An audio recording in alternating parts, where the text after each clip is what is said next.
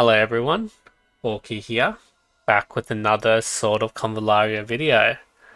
So Sophia is coming this Friday, or Saturday for some of us, and we've just been so hyped for her. She's amazing, she does so much with her skills, and I just really want to dig into this.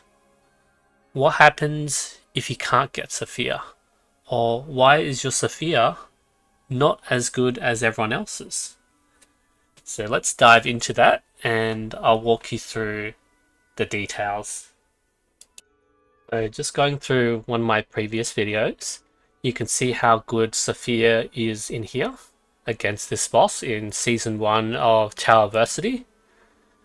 So we can see, yep, hit the boss once, do another damage, and yeah, that's just insane. 53k crits and everything on the boss.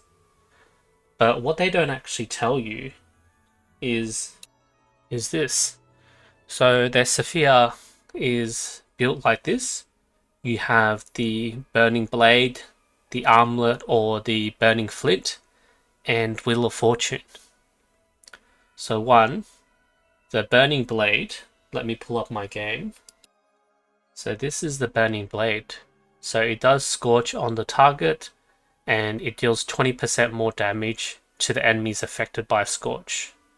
But you have to keep in mind, with this burning blade, let me go back to an actual burning blade here. So this is my burning blade. Most of you probably don't have a 5-star burning blade. So this is an RNG chance for you to actually inflict scorch. So you'll need to try and aim at this like 50, 60, 70% burning blade effect to inflict scorch.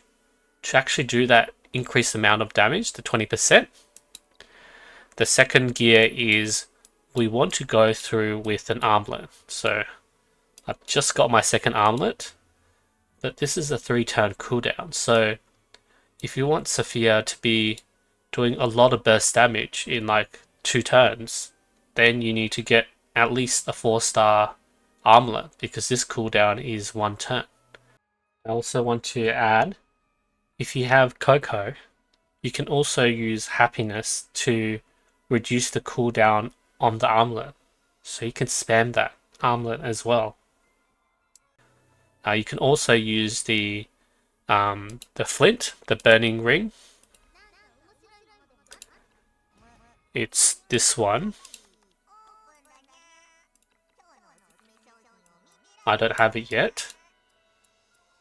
So you can also use the roaring flint, which does fire piercing damage, but this is an even longer cooldown than the arm guard. And then the third is you'll need to RNG the Wheel of Fortune tarot. So the Wheel of Fortune, this is the tarot. So you want to get at least the 4th buff, special buff on the Wheel of Fortune, and you have to RNG the actual effect that deals damage. So let me pull up all the buffs. So this is all the buffs on the Wheel of Fortune. Increase damage, reduce damage, attack defense, and recover 1 energy. And this is the AoE damage that you can see. Deal piercing damage. And yeah, with the RNG, you need to make sure you're RNGing this buff. And all these last 2 turns, we just captured them at the wrong places in the round. But yeah, you'll need to try and RNG this buff. You'll need to try and RNG the burning blade because that one gives you the most damage. You can go with like a newborn as well, but yeah, what that means is in order to play Sophia, we not only have to make sure that our mechanics, positioning and everything is good on Sophia, we need to also make sure we're hitting the RNG. Like first with the burning blade and trying to get stars on that, with the armlet trying to get that 4-star, and trying to hit the boss on the Wheel of Fortune. So she's not going to be like an easy character to play. You can't really just order her and just let it like sort of run by itself, and you can't really use her blindly because in order to make her the very best, you need to do the correct combination of skills and RNG all her equips. The other thing I want to point out is you have a lot of bosses, like the magic and weapon trials that we have.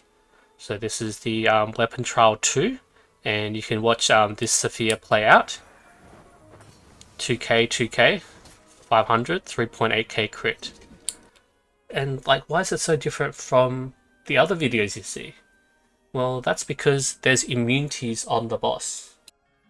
So I'm sure you guys have seen these buffs on like mobs in Tarot, the weapon trials and everything.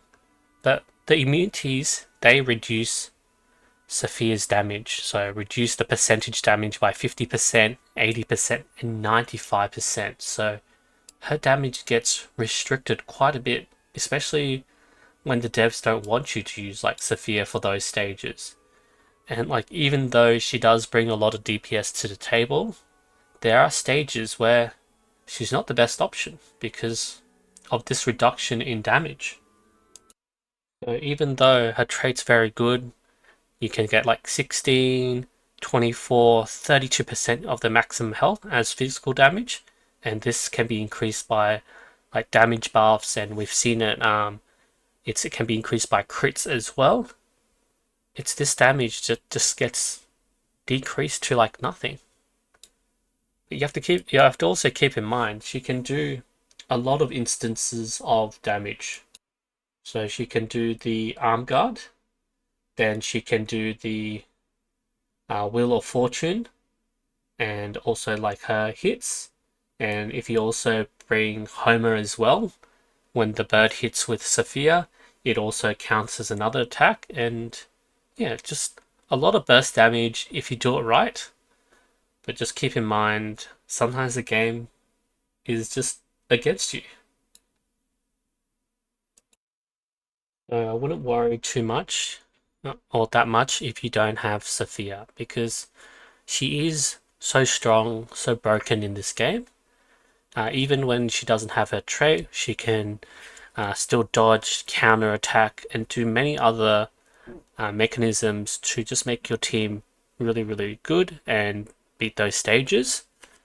But I feel that the devs have learnt from how strong and broken Sophia is, and in the stages that we'll get, they might want to just nerf her in those stages and make it that she's not really that usable. So even though she's strong, if her skills have been nerfed by the stage mechanics, then she wouldn't really be the best option for that stage.